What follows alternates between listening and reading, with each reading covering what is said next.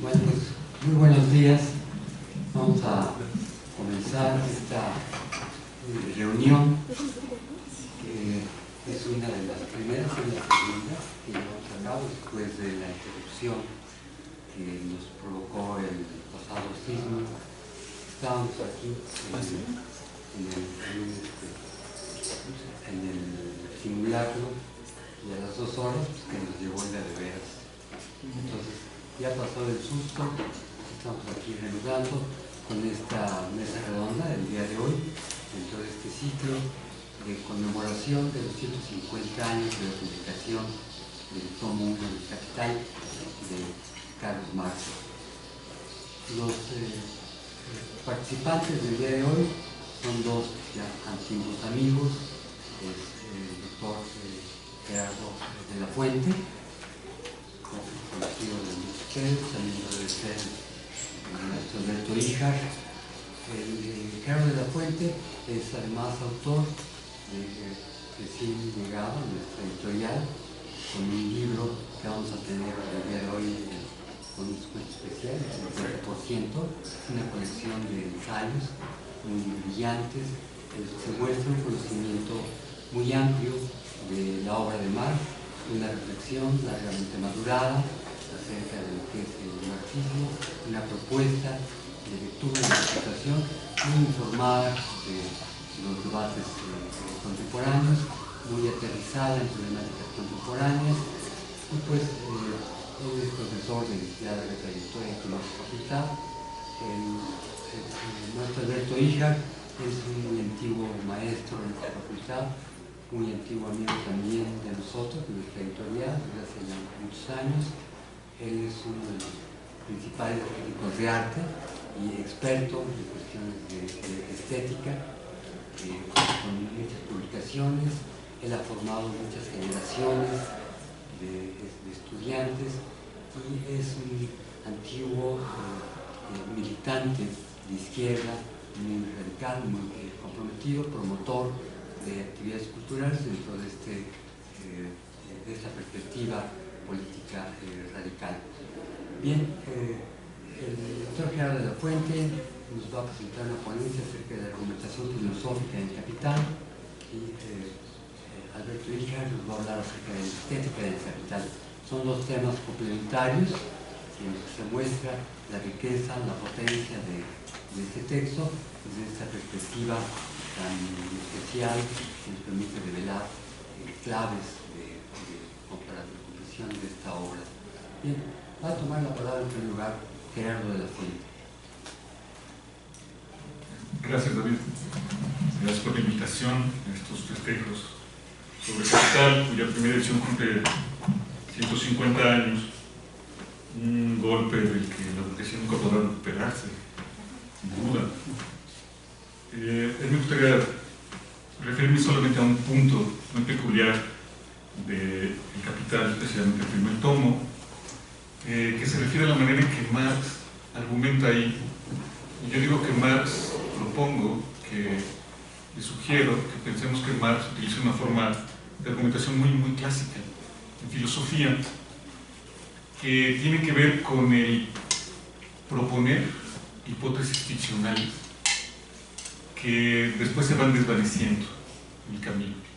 Creo que Marx emplea esta manera de argumentar, que podemos encontrar su forma, digamos, clásica, quizá más didácticamente pura, en el justnaturalismo, en los autores como Hobbes, Locke, Berkeley, Hume, Rousseau, que se propusieron pensar la esfera de la política de la sociedad, preguntándose de dónde salió la sociedad, cuál es el origen de la sociedad, cómo surgió Y estos autores, todos ellos, Hobbes, Locke, Berkeley, Hume, Rousseau, nos proponen una idea extraña. Nos dicen que los hombres vivían en un estado de naturaleza y un día decidieron reunirse y formar la sociedad, lo cual es tremendamente extraño y es contraintuitivo. Cuando uno lee por primera vez, a mí me pasó, aunque a ustedes también, a Hobbes, a Locke, a todos ellos, decimos que es totalmente absurdo. Los hombres, como dijo Marx,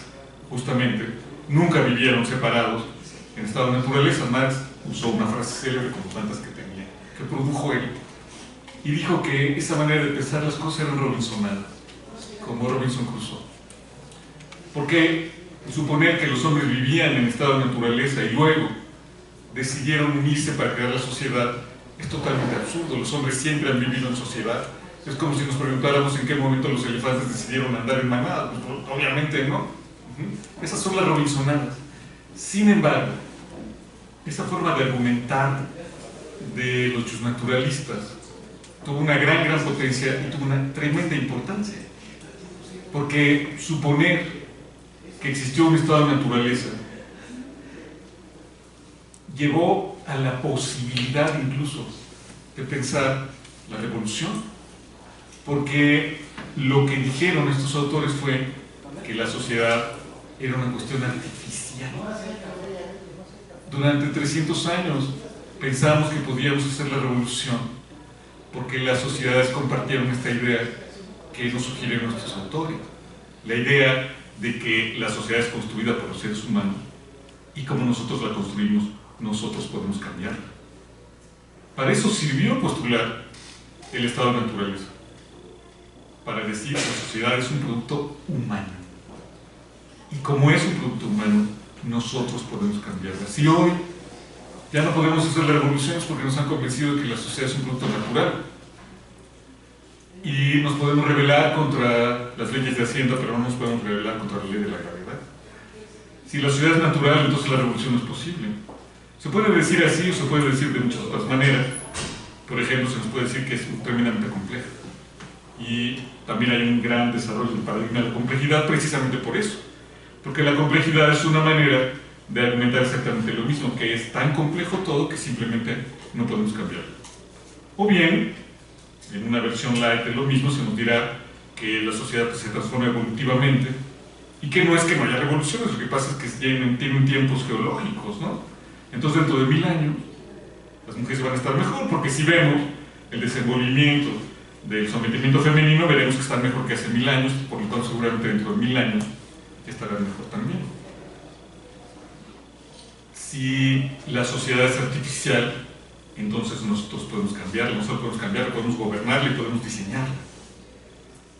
Para eso servía la argumentación vía estado de naturaleza, porque proponer esa ficción le daba carácter crítico al discurso. Debo decir, de pasada, que Marx, que criticó a estos autores porque dijo que eran robinsonadas, sin embargo compartía ese ideal específicamente, porque Marx, me parece en el prólogo del 59, que me corregirán, dice que los hombres todavía no han empezado la historia. Al contrario de Fukuyama, que dice que la historia ya acabó, Marx decía que la historia ni siquiera ha empezado, porque a todos los seres humanos la sociedad les ha caído como una fatalidad. Nunca nadie nos ha preguntado en qué sociedad queríamos vivir. A ustedes y a mí no nos preguntaron si queríamos ser mexicanos, si queríamos estar en esta universidad, si queríamos habitar en este mundo. Nadie nos preguntó. El mundo nos ha caído como una fatalidad, como una tormenta, como la dotación de la naturaleza. Cuando hagamos la revolución comunista, decía Marx, entonces empezará la historia, porque por primera vez los hombres decidirán en qué mundo quieren vivir. Fíjense cómo Marx compartía la idea de los naturalistas, aunque les criticara la idea de las robinsonadas, sin embargo estaba de acuerdo con ellos, en el sentido de que la sociedad es un producto humano, debería ser un producto humano y transformable por los hombres. Hay una ficción, pues, los hombres nunca han estado en estado de naturaleza, pero proponer eso le permitía al discurso tener un carácter crítico, tremendamente crítico, tan crítico que nunca ninguna sociedad ha pasado el rasero crítico que propusieron nuestros autores, porque lo que nos estaban diciendo, Hobbes, Locke, Berkeley, todos ellos, es que el único fundamento de la sociedad, la única legitimación, la única justificación que podría tener una sociedad es la voluntad de sus miembros. Y ese es un rasero crítico terrible, porque ninguna sociedad hasta ahora lo ha pasado. Si nos preguntaran qué sociedad queríamos construir, hubiéramos construido este México. Si nos preguntaran qué universidad construir, hubiéramos construido esta universidad. Si nos preguntaran qué familia querríamos vivir, viviríamos nuestra familia. No hay ninguna institución social que sea capaz hasta ahora de pasar ese rasero crítico, la voluntad de sus miembros, voluntad libre, ilustrada de sus miembros. Marx comparte esa idea. Pero lo que quiero subrayar es eso: hay una ficción, hay una hipótesis que es absurda, hombres en estado de naturaleza, que le da carácter crítico al discurso. Pero ahora bien, lo sorprendente es que estos autores, todos, Hobbes, Locke, Beckett, Hume, Rousseau, Montesquieu, en algún momento reconocen que el estado de naturaleza nunca ha existido ni podría existir. Hume lo dice en el segundo tomo del Tratado de la Naturaleza Humana. Cada tomo tiene como 1000 páginas, como la página 800 del segundo tomo. Después de 1800 páginas de argumentar a partir del estado de naturaleza, Hume dice: el estado de naturaleza nunca ha existido ni podría existir. ¿Qué te pasa? Ajá. Es una hipótesis ficcional, es a lo que me refiero. Una hipótesis que se pone y luego se quita una vez que le ha dado carácter crítico al discurso. Lo que ocurre, por ejemplo, cito textualmente a Hume, dice: si los filósofos así lo desean, pueden extender su razonamiento hasta un presunto estado de naturaleza, siempre que reconozcan que se trata de una ficción filosófica que ni pudo tener ni tendrá nunca realidad. Una manera muy filosófica de argumentar es esa. Quien la presenta, creo que de manera más clara, es Wittgenstein en el Tractatus Lógico-Filosóficus, su gran obra. En el parágrafo 654 dice Wittgenstein, un texto de inicios del siglo XX: mis proposiciones son esclarecedoras de este modo, que quien me comprende acaba por reconocer que carecen de sentido, siempre que el que comprenda haya salido a través de ellas, fuera de ellas. Debe, pues, por decirlo así, tirar la escalera después de haber subido. Esta argumentación filosófica es así: pones una escalera, subes al primer piso y quitas la escalera. O bien, construyes una serie de cimientos, llegas al piso superior y quitas los cimientos. Y te quedas colgado de la brocha, flotando en el aire. Lo que les propongo que pensemos es que Marx argumenta así en El Capital: que toda la primera parte del libro, de la teoría que nos está presentando Marx, la teoría del valor, que abarca los primeros 4 capítulos del libro, es una especie de hipótesis ficcional, una escalera que se construye para darle carácter crítico al texto y después se quita. Creo que 2 autores entendieron muy bien esto nebulosamente.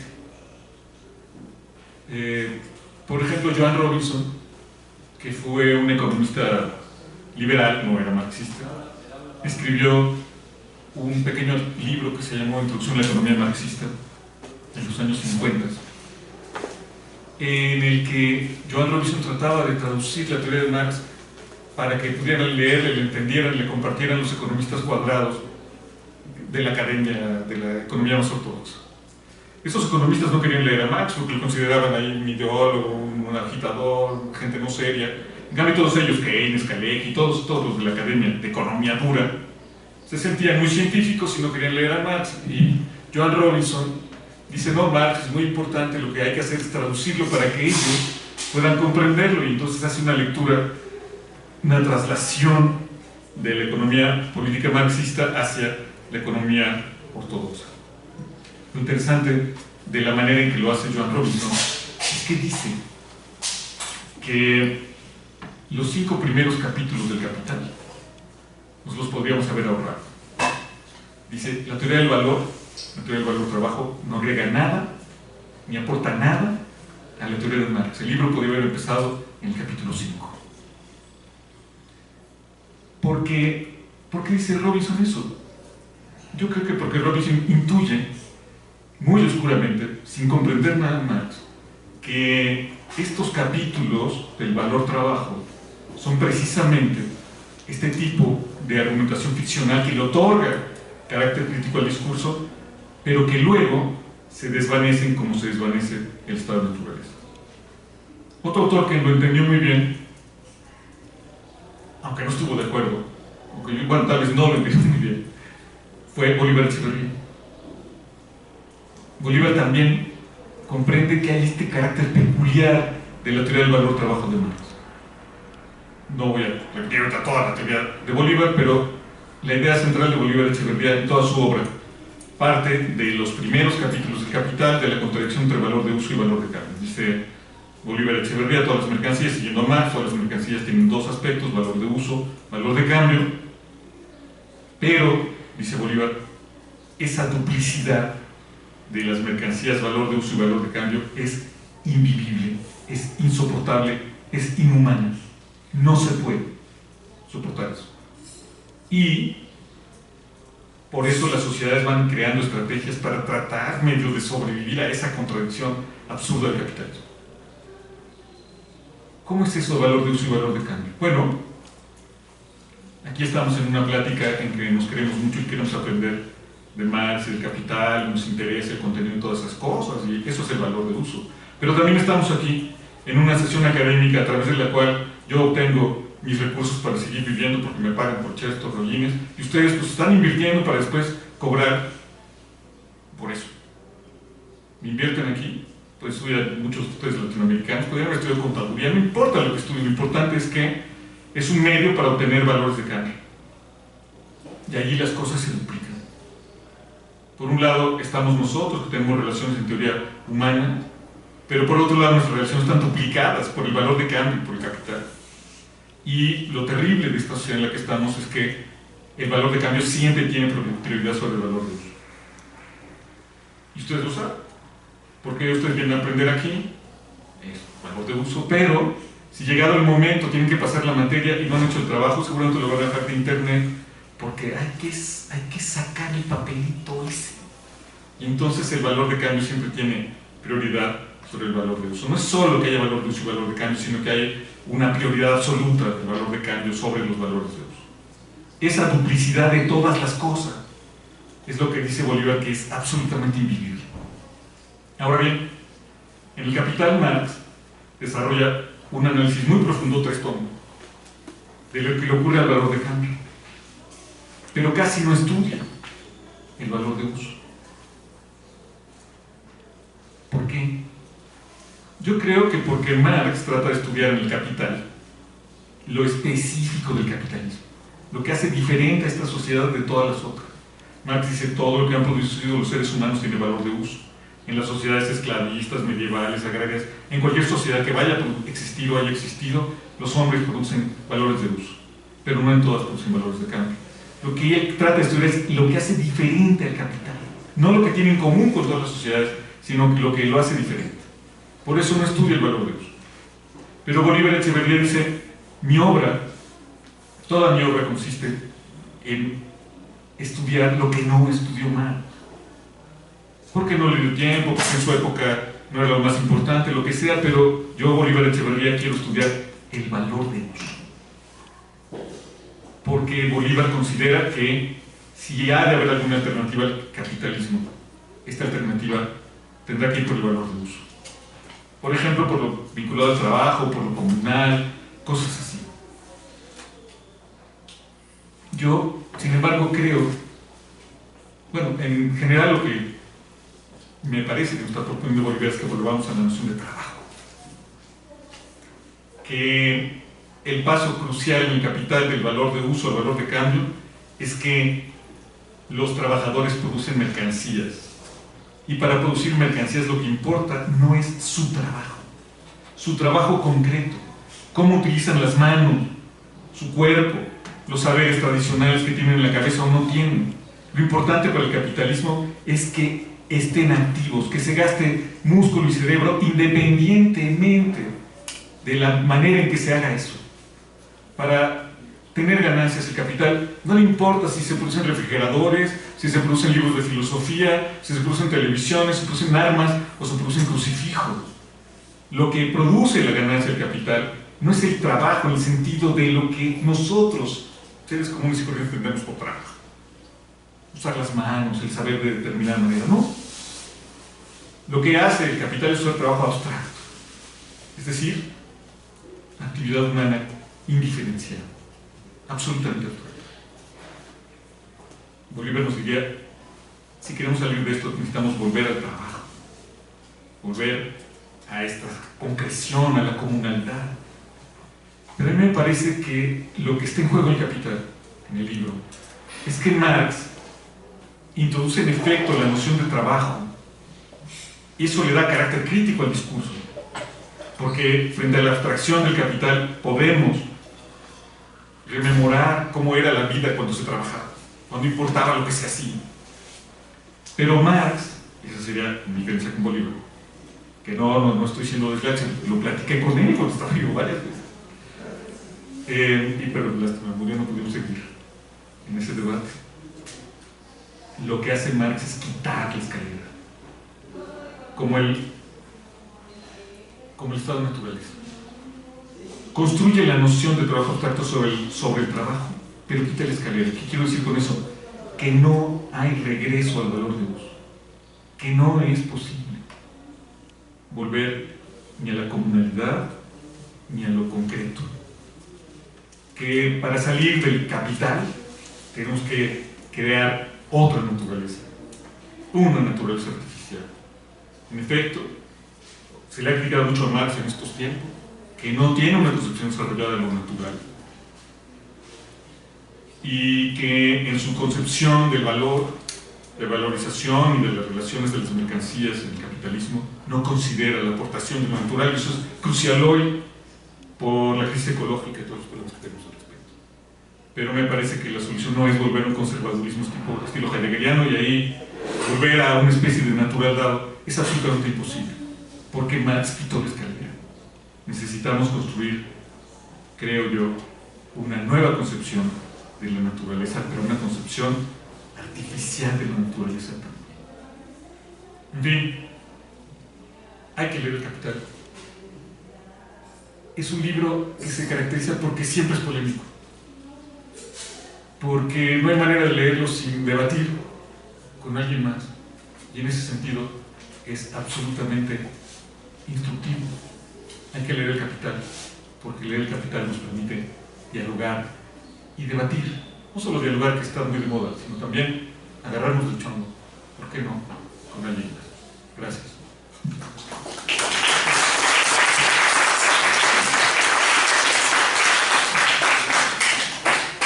Muchas gracias, muy interesante, muy provocadora, muy polémica la propuesta que nos hace Pedro de la Fuente. Marx quitó la escalera para llegar al valor, porque el capitalismo pues así funciona. El capitalismo se quita esas escaleras y las invisibiliza. Entonces, Gerardo nos propone una manera de enfrentar este problema. Bien, le damos la palabra entonces ahora al maestro Alberto Ijar. Leer El Capital fue la consigna provocadora de Althusser para superar el manualismo soviético que hacía aparentemente fácil la construcción del socialismo y la militancia en el marxismo. Jaime Labastida, que ya era director y dueño del siglo XXI, no entendió nada, y en la traducción de la obra de Althusser le puso "para leer El Capital", cosa que molestó muchísimo al comunista francés, porque no se trata de una receta para leer El Capital, como si fuera para hacer pastel de fresas o algo así, sino es una consigna, leer el Capital. Encontramos los seguidores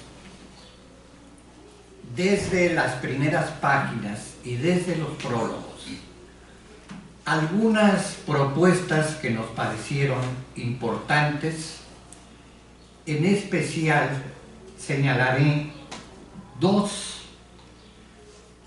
Una que se refiere a que la historia de la humanidad se explica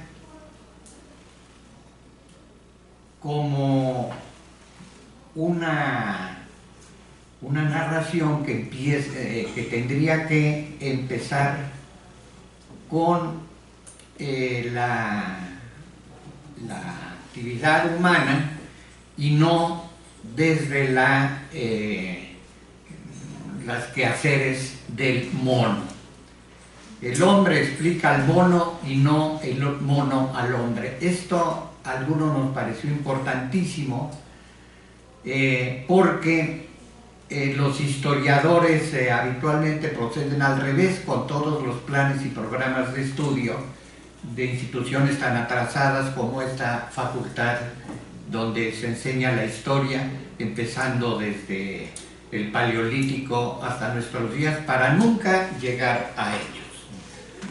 De manera pues que sobre esta base Marx procede y de otra manera hubiera sido un historiador más de los muchos que hay eruditos en el siglo XIX que hicieron las historias totales de la humanidad.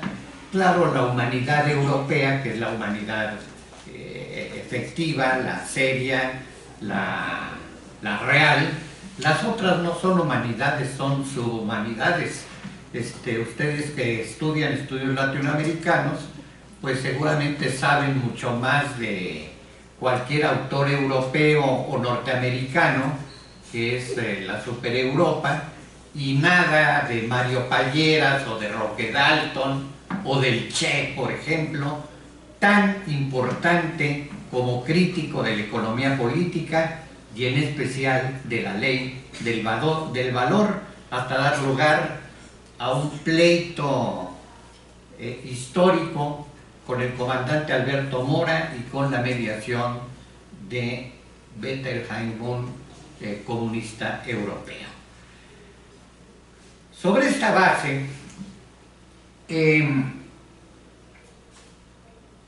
la otra afirmación sería la necesidad de recurrir a la historia, de no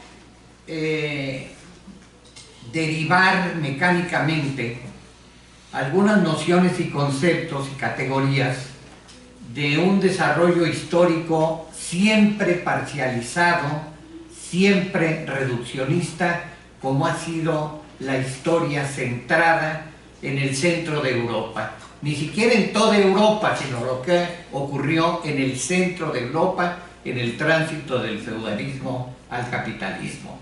Historificar era la otra consigna.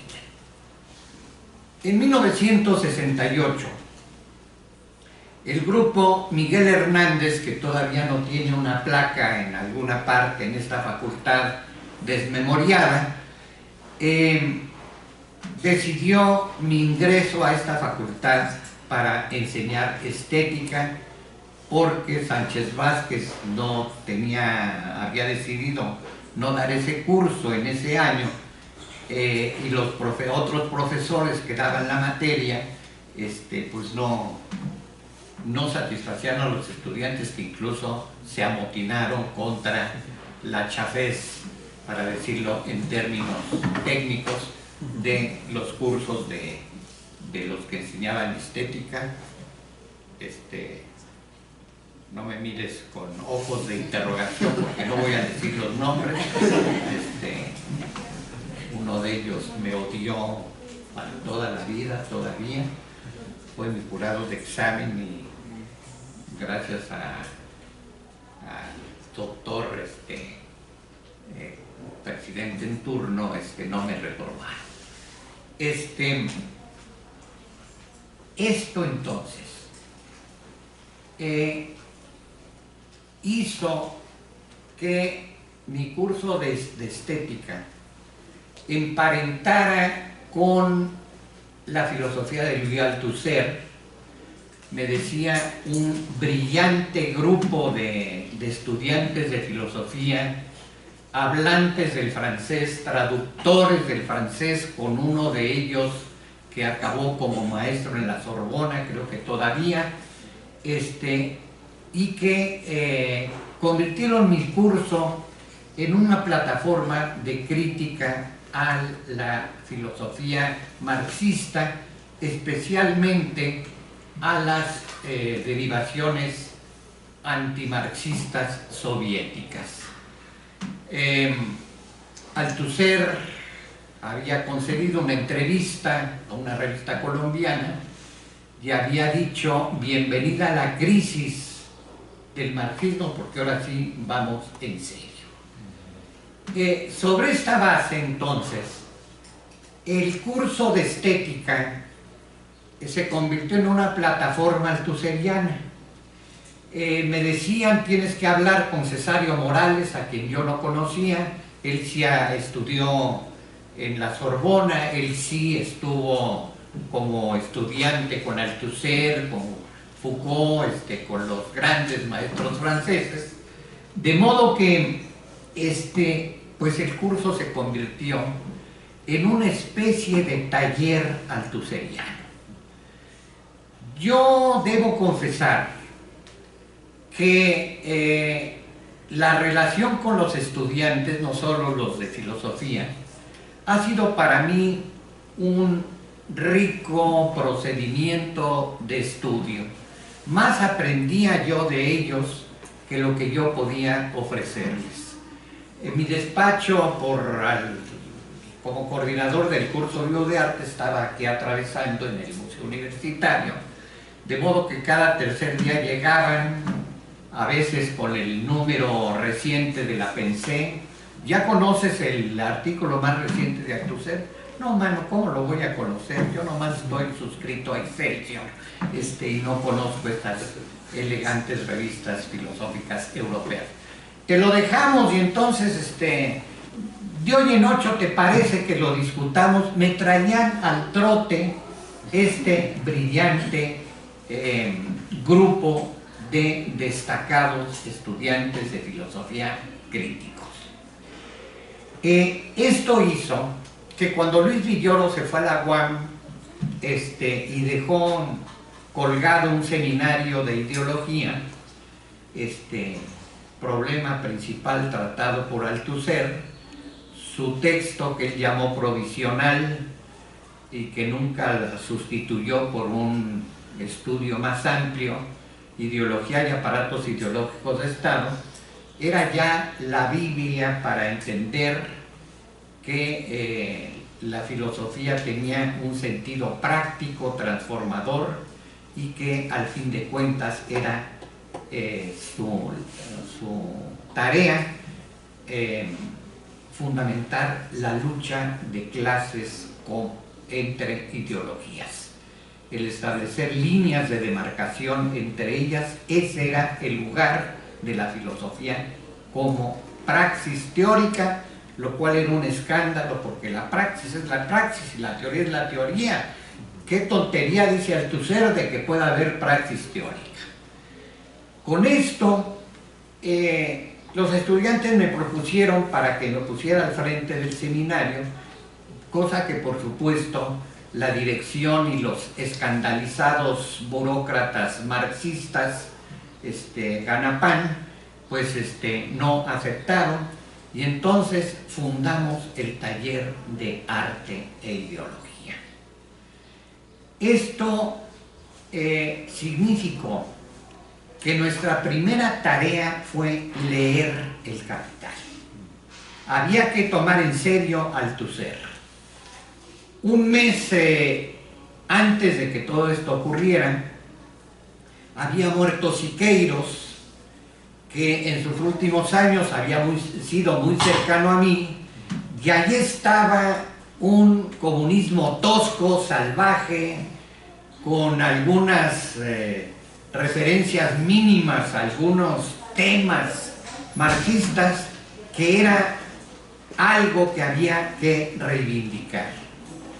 Lo reivindicaríamos en el taller de arte e ideología como esa necesidad de hacer caso a lo que preocupó a Engels en dos prólogos del Manifiesto Comunista, lo que él llamó el comunismo tosco, y que Marx, en la contribución a la crítica de la economía política, le dedica una larga explicación, porque ese comunismo tosco que acaba por prescindir por toda forma de propiedad, pues en realidad lo que está haciendo es ocultar que el problema no es toda propiedad, sino el problema es la propiedad de los medios de producción. Ese es el problema.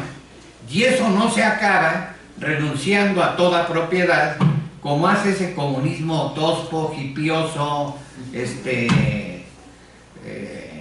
auditoriesco, cheguevaresco, etcétera, etcétera, de que todo es de todos, amor libre, etcétera. No, el problema no es renunciar a la propiedad del cepillo de dientes o de los calzones, sino el problema de la propiedad sobre los medios de producción. Ese es el punto que había que criticar.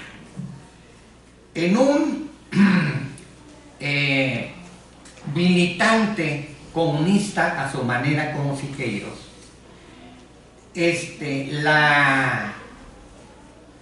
la militancia exigía pronunciamientos muy ricos. Al escribir su memorable antología ignorada de estética marxista, Sánchez Vázquez me pidió algún texto de Siqueiros. Yo le di 2 que 3 y ninguno de los cuales publicó. El excelente prólogo de Sánchez Vázquez en esta obra en 2 tomos abrió la exigencia de advertir la riqueza de la estética marxista irreductible al manualismo soviético.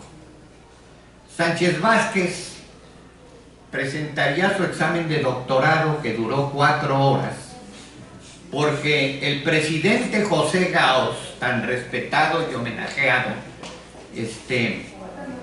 pues era un opositor a tratar el problema de la enajenación en los manuscritos económicos filosóficos de 44. Esto era así porque evidentemente pues esta es el Mentiza, la ontología a la que Gauss presumía haber dedicado 12 años en un seminario dado en esta facultad. Todavía hoy pues seguramente habrá aquí seguidores de Heidegger y la ontología, y hubo quien, como Carlos Pereira, trató de relacionar la ontología heideggeriana con Marx, mostrando sus contradicciones, pero no su oposición, porque pues, Marx también le entraría a estas espesuras idealistas tan interesantes para la discusión filosófica absolutamente abstracta y ociosa, es decir, de que el ser allí, el ser acá, el ser acullá, todas estas cosas que ustedes conocen al pie de la letra de Heidegger y de los profesores que viven en el limbo de la filosofía idealista ajena a toda práctica. Siqueiros murió el 6 de enero de 1974. El 14 de febrero, una serie de operativos policíacos dieron a conocer las Fuerzas de Liberación Nacional. Apareció mi nombre, fui secuestrado, desaparecido, torturado. Eso dio lugar a una gran movilización, no solo en esta universidad. Ya estaba yo metido en arquitectura, en donde fundaríamos años después el autogobierno, y estaba metido también en la Escuela de Antropología, donde fundamos el cogobierno y la repulsa a el indigenismo chafa, filantrópico y proteccionista para ayudar a los pobres inditos tan atrasados y tan tontos, rezago histórico, los llamaría su expresidente de ustedes, Salinas de Gortari.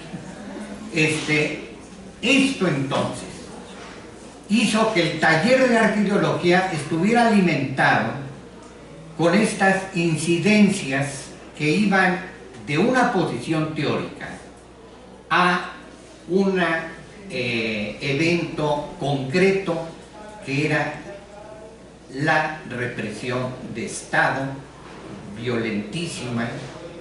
Dio lugar al asesinato de 5 compañeros en la Casa de Seguridad de Nepantla, ya 9 en las Cañadas de Chiapas, los que ahora los zapatistas llaman los primeros que instalaron un campamento zapatista en las selvas de Chiapas.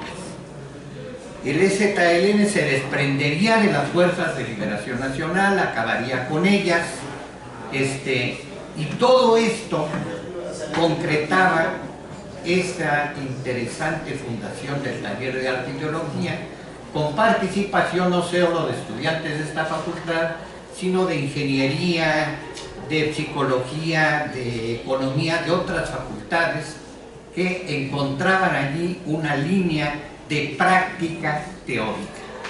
Por supuesto, yo que ya andaba en pasos para organizar la lucha armada, cosa que ocurrió a partir del 69, pues usé el taller de arqueología para observar compañeros y bueno, invitar a 1 o 2, más no porque fumaban mota, se emborrachaban, eran impuntuales y revolucionarios, pero no, pues este güey no, este otro que es puntual, que cumple todas las tareas, que estudia, sí.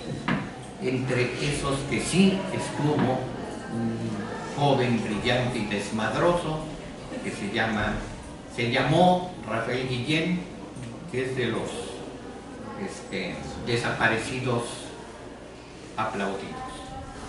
Murió Rafael Guillén, murió el subcomandante Marcos, ahora se llama Galeano, bueno, por lo menos hasta ayer, no sé mañana si cambiará de nombre. El grupo era pues sumamente brillante y activo. Leer El Capital. ¿Qué encontramos en el primer capítulo? El fetichismo de la mercancía. Esto que a los marxistas de aula y de Sistema Nacional de Investigación y estas babosadas, tú todavía no eres del Sistema Nacional. Llena tus papeles, te ganan 60,000 pesos al mes.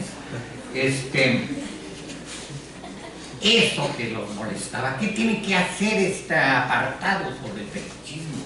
A nosotros nos pareció maravilloso porque hay ahí una clave de lo que tendríamos que encontrar en el problema de la subjetividad.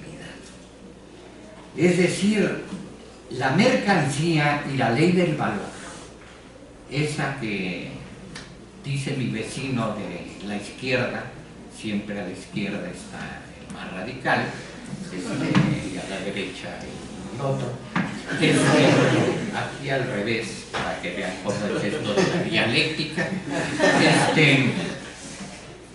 Esto entonces hacía que el problema de la mercancía no fuera solo y aisladamente un problema económico-político, es un problema de reproducción social que tiene que ver con el fetichismo, con ese hacer de la mercancía algo eterno y universal para dar lugar a su reproducción constante en todas las instituciones, en todos los usos y costumbres impuestos por la acumulación capitalista. Y llegamos a la acumulación originaria del capital y órale, allí estaba la crítica en acto, historificada, de cómo esta acumulación originaria pues es algo que afecta las relaciones en el mundo entre los imperios europeos y el colonial. Punto importantísimo para nosotros. Todavía no había estudios latinoamericanos, pero puta, pues ahí está la clave de un punto fundamental: fetichismo y acumulación originaria. Propuestas en los prólogos del manifiesto y en los del Capital, es decir, la estructura del hombre explica a la del mono y no al revés. Empecemos por lo más complejo, por ahorita. No nos vayamos a Huitzilopochtli y la visión de los vencidos. No, el punto es que en todo caso eso tiene plena actualidad y desde esta es que hay que entrarle y entonces meternos en reversa. En el autogobierno de arquitectura así le hicimos, y los efectos fueron sensacionales porque entonces poníamos en crisis lo que estaba ocurriendo ahorita, lo que le daba sentido al autogobierno de arquitectura, entre otras cosas, y ya si no llegábamos a los palacitos del neolítico, pues era lo de menos. Creo que ya nos vienen a correr. De modo que sobre esta base nos fuimos tendidos y entre otro problema de los prólogos está el de Engels al segundo tomo del Capital, cuando Marx había ya muerto, en donde establece el símil entre el trabajo de Marx y el trabajo de Lavoisier. ¿Qué tienen que ver? Bueno, tiene que ver que Lavoisier repite un experimento que podría reducirse a encender una vela, ponerle una campana encima y bueno, misteriosamente se apaga la vela. Entonces Priestley y Scheele, dos alquímicos, habían dicho que habían descubierto el aire desflogistizado, porque el flogisto era la sustancia misteriosa que aparecía en la combustión. ¿Por qué se enciende un fuego? Porque apareció el flogisto. ¿Por qué se apaga el fuego? Porque se fue el flogisto. Entonces la alquimia, la prequímica del flogisto era fundamental. Lavoisier repite el experimento y entonces donde los otros veían desflogisto y flogisto, él dijo oxígeno, caracterizó a este elemento clave y a partir de ahí existió la química como ciencia estrictamente materialista.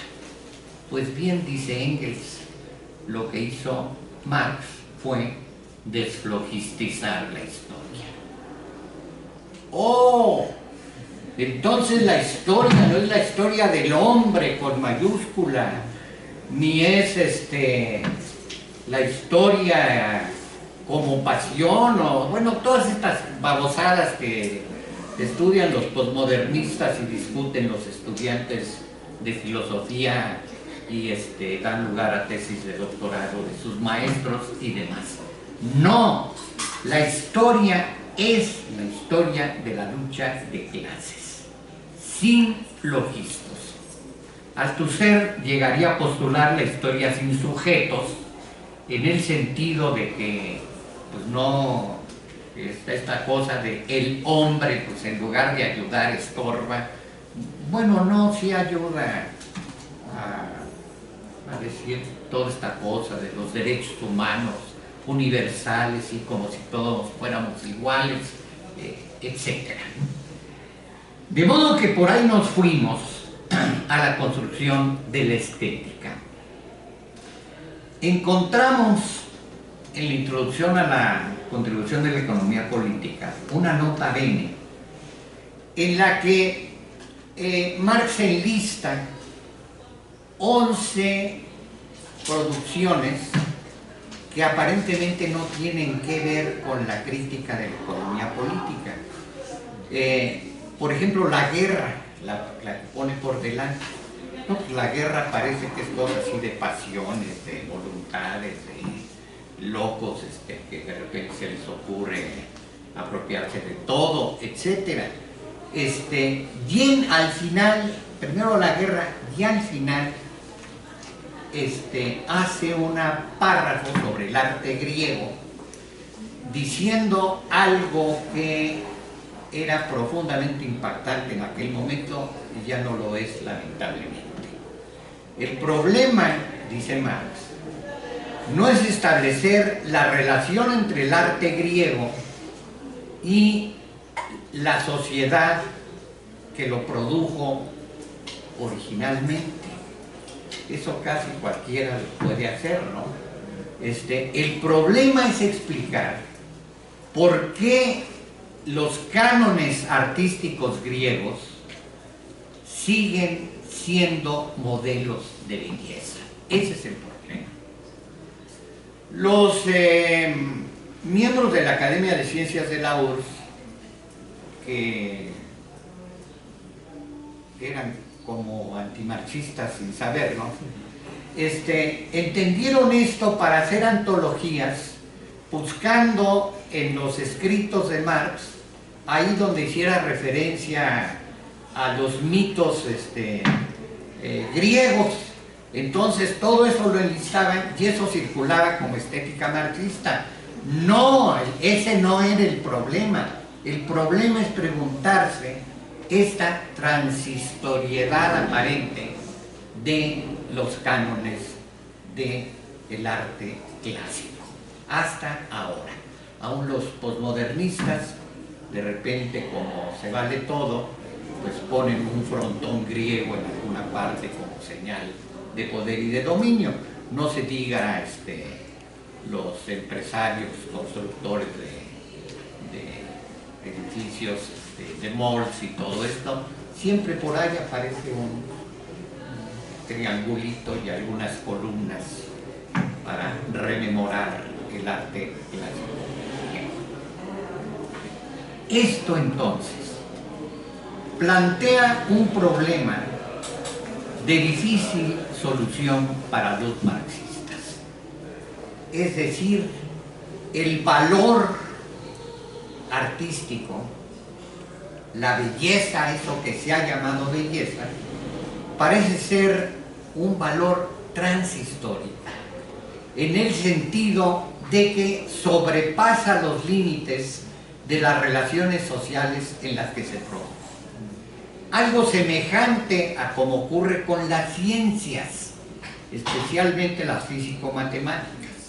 El teorema de Pitágoras vale más allá de las determinaciones griegas en las que estaba inmerso el egipcio Pitágoras. El teorema vale más allá de todo esto y de sus usos mágicos que le atribuyen al triángulo propiedades misteriosas que todos conocemos y no pasamos por debajo de una escalera porque es de mala suerte y cosas así que nos mantienen. Bueno, ese problema había sido enfrentado por Engels. Hay una célebre carta de 1888 a una escritora inglesa llamada Margaret Harkness, que le mandó una novela que había escrito sobre el Ejército de Salvación y de la que estaba muy orgulloso. Entonces Engels, que era un caballero con propiedades en Inglaterra y novia a la que siempre trató a patadas, le responde felicitándola por su novela pero bueno, señalándole algunos puntos que habría que considerar, es decir,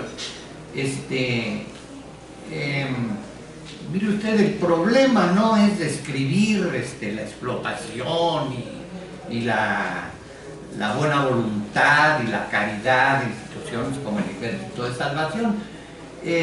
Mientras más se oculten las posiciones políticas de los personajes y del autor, más efectiva será la novela. ¿Cómo? Y nosotros que creíamos que escribir una novela realista pues era describir situaciones patéticas de la explotación y la represión y todas estas cosas, como creen los pseudopoetas que militan en organizaciones políticas y que les publican en el periódico clandestino sus espantosos poemas sobre represión y todo. Entonces Engels dice cosas espeluznantes para los marxistas mecanicistas, relaciones sociales, novela, artes plásticas, etcétera. Establecemos las relaciones y ya estuvo. No. Engels dice, bueno, veamos el caso Balzac, que tanto impresionó a él y a Marx, en el sentido de que decía Marx que él aprendía más leyendo una novela de Balzac que leyendo un tratado de historia de cualquiera de los historiadores positivistas. Entonces Engels dice, bueno, Balzac era monarquista, estaba del lado de la monarquía, y sin embargo su proyecto abierto de escribir la formación de la burguesía francesa es un monumento de explicación de todo lo que esto implica. En la comedia humana hay más sentido histórico que en cualquier tratado histórico. Esto, dice Engels, es un triunfo del realismo.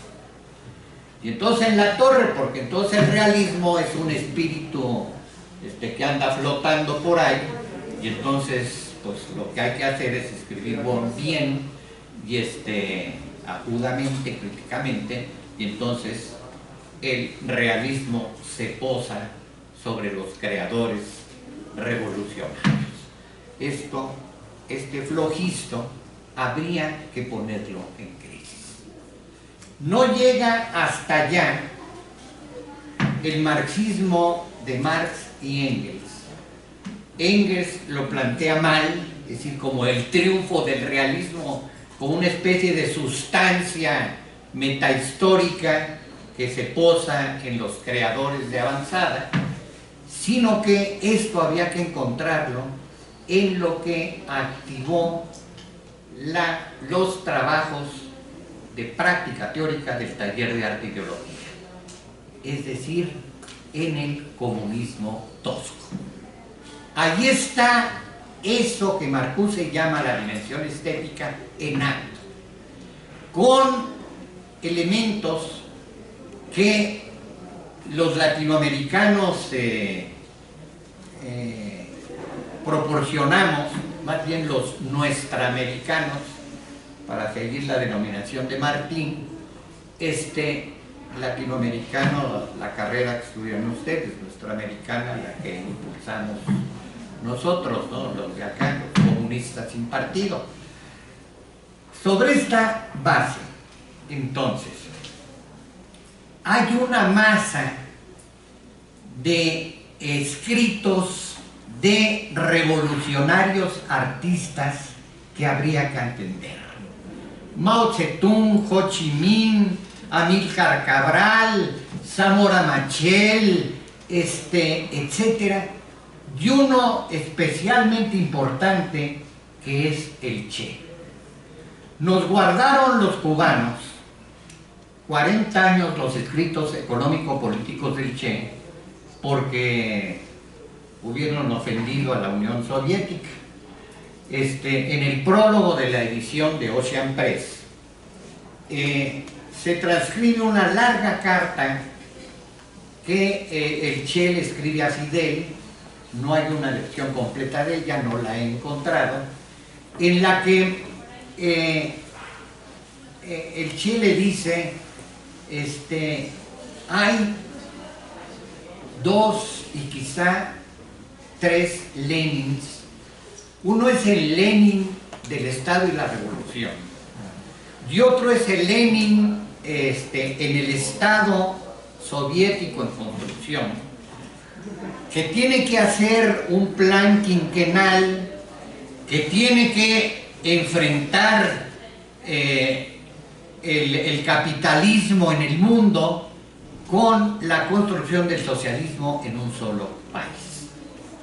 Esto exigiría poner en crisis histórica sobre estas determinaciones lo que ha ocurrido no solo con el marxismo, sino con la construcción del socialismo. En un recadito que le escribe el Che a Armando Jara, el ministro de Cultura y Educación Histórico de Cuba, con escritos realmente importantes y totalmente ignorados, especialmente por los estudiantes de estudios latinoamericanos. ¿Qué le dan estos chavos?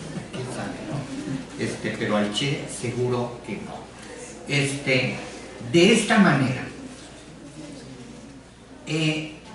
lo que propone el Che es el combate a muerte de la ley del valor.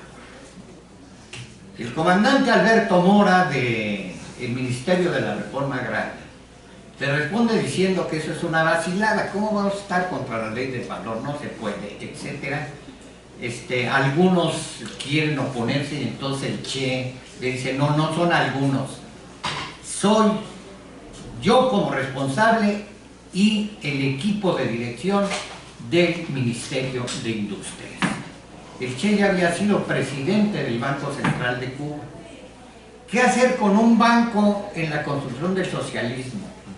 Todo lo que se nos ocurriría, hasta a Peña Nieto se le ocurre, que es socialista,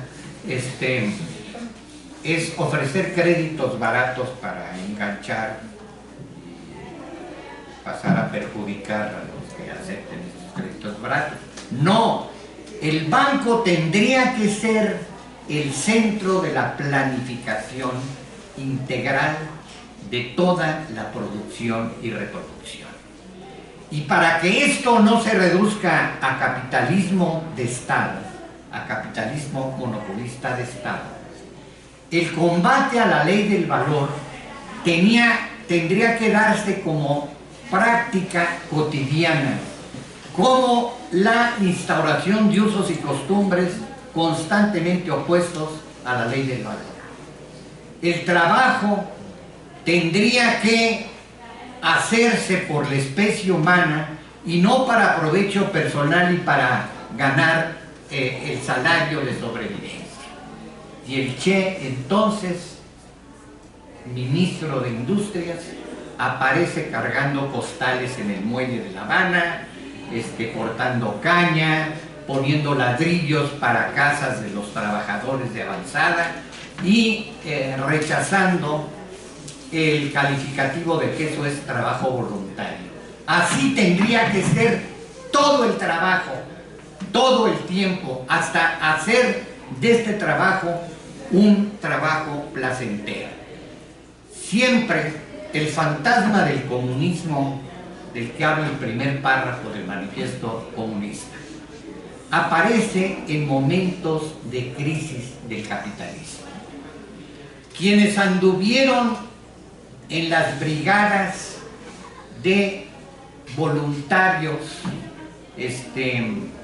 que llenaron esta explanada, organizados por sí mismos, sin esperar a pedirle permiso al director a la directora de la facultad o al rector que todos los obstaculizan, esos vivieron vivir para la especie humana. Esto que plantea Marx en los manuscritos del 44, esto que escandalizó a Gauss en el examen profesional de Sánchez Vázquez, que hizo la tesis sobre los manuscritos del 44. Cada que hay una crisis, el fantasma del comunismo se aparece. En el caso de los voluntarios, con ese trabajo para la especie humana, del que nadie les pagó, ni hubo un registro para darles la medalla al mérito universitario o alguna cosa de esta naturaleza. De modo que esta crítica práctica y teórica del trabajo habría que buscarla tanto en los escritos teóricos rigurosos de Marx, de Engels, de los teóricos del marxismo, pero también en su práctica, en la organización de la Internacional Comunista, en lo que tiene de importante para el mundo entero, en lo que afectó a América y a México. Mañana voy a dar una plática sobre esto en el Centro Vladi, propaganda del Calcio a las 7 de la noche, hablando sobre el taller de gráfica popular, del que ya me aventé una exposición, estuvo padre, en las rejas de Chapultepec. La siguiente va a ser en el Museo de la Revolución, y esto tiene que ver con la Internacional Comunista y su definición como países neocoloniales o coloniales a los que no eran países europeos. Entonces ustedes se chingan, para decirlo en términos estrictos universitarios, porque primero construyan el capitalismo para que haya clase obrera, y entonces pues ya empezamos a pensar en el proletariado. Mientras pues hay que aliarse al gobierno norteamericano, que está en guerra contra el fascismo y el nazismo. Earl Browder, el secretario general del Partido Comunista de Cuba, fue el principal propagandista de esta línea política que adoptaron los partidos comunistas alineados a la Unión Soviética en toda América Latina. Obviamente esto se rompe en la práctica concreta, lo mismo de organizaciones como el Taller de Gráfica Popular, que en los escritos de revolucionarios prácticos que además escriben, algunos de los cuales que llegan a los gobiernos para proponer esta especie de ampliación del marxismo en una dimensión popular. Todo esto a partir de esas propuestas que encontramos en el primer tomo del Capital y que podrían dar lugar a una lectura estética del Capital, cosa que hicimos. Es decir, para quien afirme que no hay una teoría del Estado de Marx, no se ocupa de las mujeres, no se ocupa de quién sabe qué, bueno, no hay un capítulo que se ocupe de problemas de género, etcétera. No es este planteamiento abstracto del que habló Gerardo de la Fuente el que da pie a que las concreciones se descubran en las historias concretas para entonces dar lugar a esa propuesta final de las tesis sobre Feuerbach. Es decir, lo que han hecho los filósofos y los ingenieros y los químicos, todos, es interpretar al mundo. De lo que se trata es de transformar. Y en esos dos hojitas de las tesis sobre Feuerbach está la crítica a la sensoriedad como algo mecánico, como algo antihistórico, de manera que todas esas actividades subjetivas merecen una atención a partir de lo que acentúa Althusser al citar la carta de Marx a Kugelmann. Cualquiera entiende que una sociedad para sobrevivir necesita producir. Lo que ya está más canijo es entender que también necesita reproducir, Si esto se descompone o falla, pues se le sustituye o hay todo el tiempo innovaciones, etcétera, que reproducen. Pero hay que reproducir también la subjetividad. Estamos bombardeados todo el tiempo por la reproducción capitalista con todo y su ley del valor. La competitividad, dice su señor presidente de ustedes, ¿no? Borremos del lenguaje términos como solidaridad, como revolución, etcétera. Nos van ganando las facultades de filosofía al prescindir de conceptos como lucha de clases, como proletariado, como relaciones de producción, etcétera. Contra esa reproducción subjetiva del capitalismo, que lo hace no solo posible, sino aparentemente eterno, es que hay que trabajar.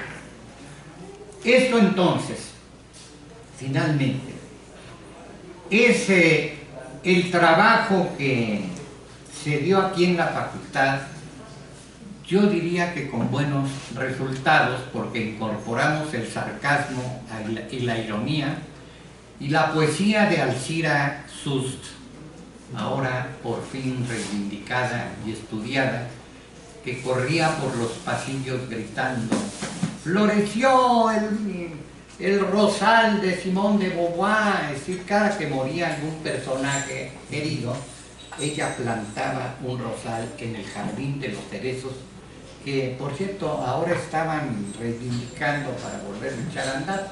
Alcira gritaba por los pasillos, nos abrazábamos, etcétera. Era parte del odio que nos tenían los marxistas ganapanes, siempre tan serios y tan solemnes y tan llenos de estímulos del Sistema Nacional de Investigadores y los premios y estos doctorados honoris causa y demás, ¿no?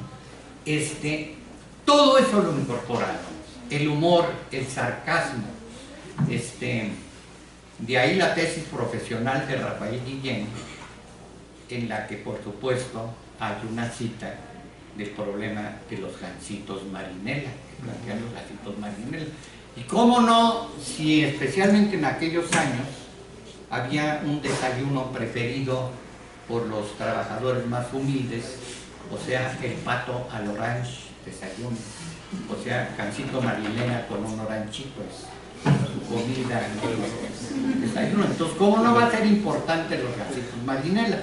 Entonces, bueno, en su tesis profesional, Rafael Guillén comete la audacia de poner de pie una cita de Foucault y luego inventar una de Marx.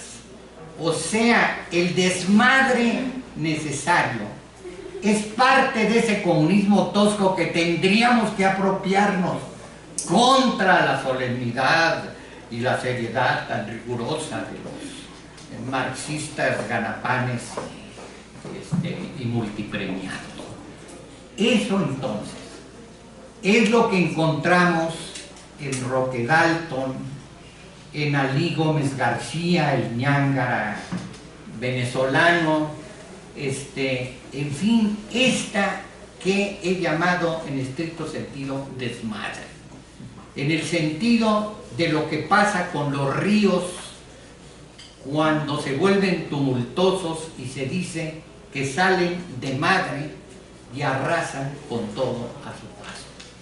La ironía y el sarcasmo son revolucionarios y no se encuentran más que pues en chistes que Marx no frecuenta. Creo que la única broma que hace Marx en El Capital, aquí el compañero me va a corregir, es la que hace a la señorita no sé qué, Miss qué, bueno, a una Miss no sé qué, como la mercancía era muy difícil de atrapar. Creo que es la única broma que se permite. Pero entonces, bueno, Roque Dalton y demás, pues eso sí a ese desmadre necesario. De modo pues que la dimensión estética estudiada por Marcuse como la restitución del placer con el trabajo productivo, contra la enajenación en el proceso de producción, en la relación con la naturaleza expoliada y destruida, en la relación de buscar solo el provecho personal, todo esto contradicho por la posibilidad de una relación justa, plena con la naturaleza, de el fomento de trabajar para la humanidad y no para el provecho personal. Esa dimensión estética está en marcha, insisto. La vivieron los brigadistas que trabajaron y que siguen trabajando en el reciente temblor, al descubrir que hay un trabajo solidario, fraterno, en el que todos somos compañeros, en donde no hay un patrón, etcétera, etcétera, sino que todos nos disciplinamos a la disciplina necesaria de servir a la humanidad. Eso es lo importante. Ya.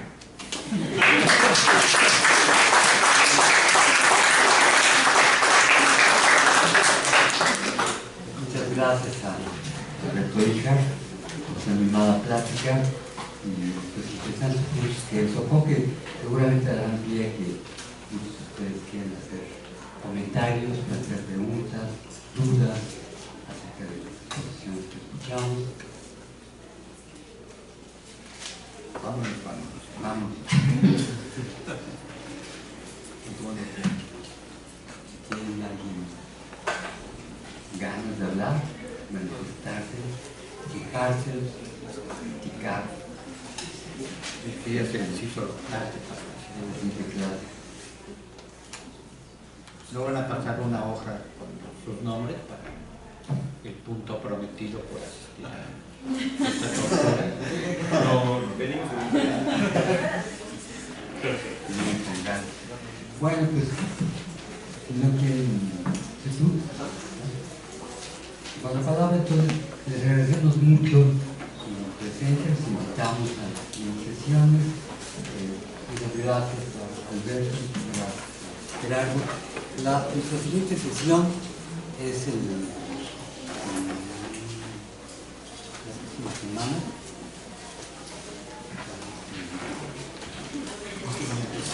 El 9 de noviembre tenemos una videoconferencia por parte de Nicolás González Varela, que ya va a comentar Día de la Fuente. Bueno, pues la esperamos por acá. Muchas gracias.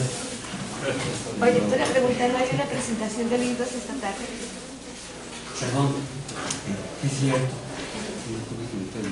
Hoy en la tarde van a estar Armando Bartra y Luis Arismendi para comentar sus respectivos libros. Son dos propuestas de interpretación marxistas acerca de la crisis actual, hoy a las 5 de la tarde, aquí en Clonten. Y para boicotear esa presentación, Álvaro García Liniera, el vicepresidente de Bolivia, que estudió aquí matemáticas, economía, no se recibió de nada, y luego organizó Tupacatari, un grupo guerrilleroso. Y ahora el vicepresidente va a estar en la Facultad de Ciencias Políticas y Sociales, pegorando sobre esa onda de socialismo.